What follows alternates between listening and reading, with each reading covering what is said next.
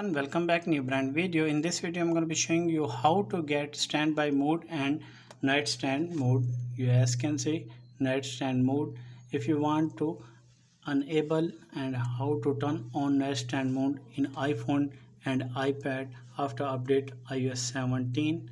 Let's start video without wasting time. First of all, open your setting, click on this, and from here scroll down and click on journal, and from here click on software update, and from here what you need to do it update your iPhone and iPad. After update your iPhone and iPad, go back your home screen and open again setting, and from here scroll down and search for this standby mode.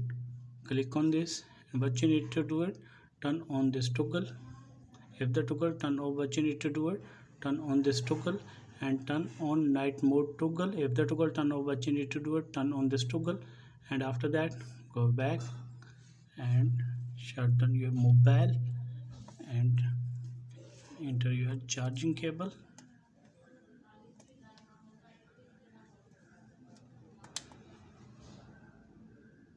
You guys can see night mode turn on. If this is helpful, then like and subscribe my channel. If you have any problem, share with me in the comments box. I will help you more. Thanks for watching.